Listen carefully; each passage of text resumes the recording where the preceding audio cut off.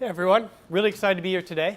My name is Tyler Benster, and I'll talk a little bit about my background in 3D printing, and then I'd like to share with you 3 things that I've learned that have convinced me to devote my career to 3D printing. So back in 2007, I came across an article in Popular Science, a magazine that I had loved since I was about 12 years old, that talked about rapid prototypers. And this guy, Hod Lipson, had this device that for a couple $1,000s, he could make almost anything. Chocolates, he could do silicone, crazy things. And so when I was 16, I built a 3D printer and became one of the first 350 people in the world to have a desktop machine in their house. Moving forward to college, I launched a company called Azavy, which is a platform for crowdsourced 3D printing. And that's been an amazing experience. One of the things that I've learned is that the price quality point for consumer goods isn't quite there for most finished applications. And I'll touch on this a bit later. And I also am one of the organizers for Inside 3D Printing, which has become one of the largest trade shows in the industry.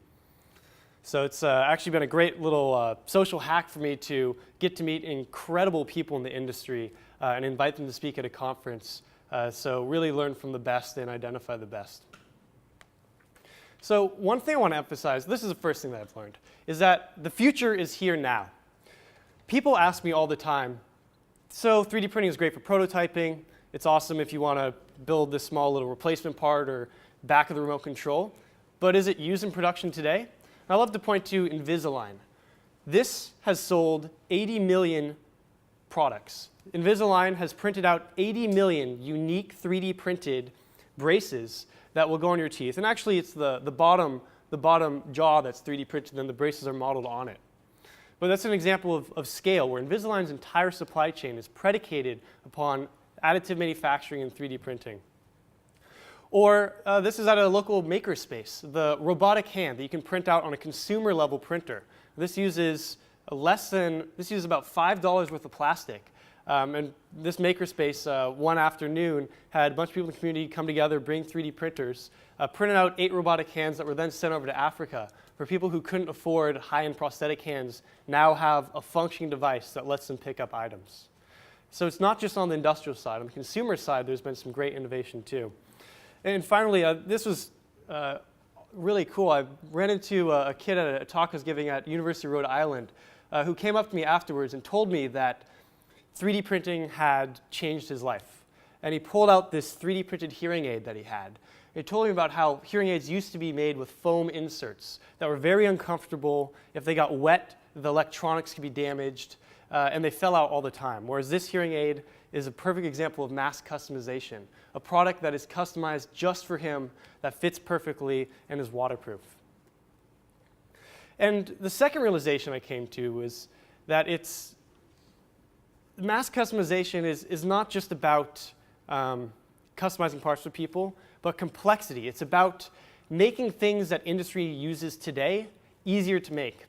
So this is a part by Northrop Grumman.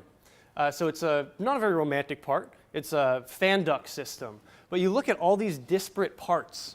There's over 10 different parts that had to be welded together, whereas the 3D printed variety is made in one single pass, one go, with very limited post-processing involved. When 3D printing starts replacing traditional manufacturing for higher-end products, you know that it's going to make inroads as the price continues to drop for industrial machines. And the third realization is one that you may have seen if you read The Economist, which is this is the third industrial revolution. It's a democratization of manufacturing. For centuries, the person who owns the factory decides what gets made. And suddenly, we're seeing this giant paradigm shift where the designer themselves are empowered. The design becomes the valuable part in that chain, and the manufacturing itself becomes a commodity that will ultimately reflect market pricing. So I want to talk also a little bit about some of my own experiences running a marketplace and trying to sell 3D printed goods from consumer machines. So this is our best-selling product. It's a shot glass with Stephen Colbert's face on it. And remember that I'm coming from a college environment, so at Brown this was a hit. There's some concerns where technically, this isn't really food safe, so I wouldn't actually recommend taking a shot out of it, but I would argue that the alcohol is probably worse for you than whatever plastic you have. Regardless, the point here is that this is still kind of a niche item, right? This isn't a life-changing shot glass. This is still kind of in the tchotchke category.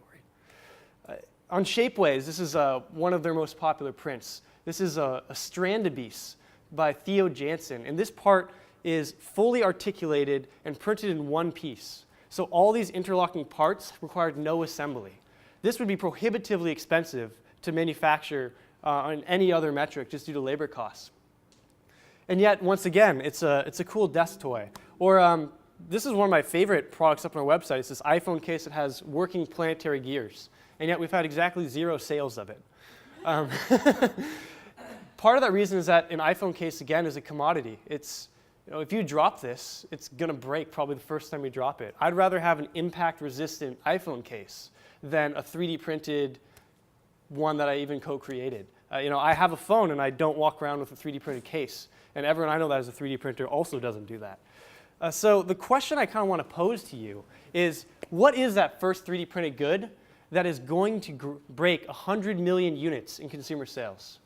This isn't a question of if, it's a question of when. We already see this in the medical device field, right? We see that upstream that hearing aids are probably going to be a category that are going to sell millions and millions of units. And it's not too much of a stretch to think that, earbuds, right? Let's customize those for everyone. This is one of those billion-dollar questions in the industry right now because we haven't found that consumer-level application that has really resonated with people. And so I think as entrepreneurs, this is the big opportunity, is to understand what is going to be that first mass-adopted, must-have 3D printed item.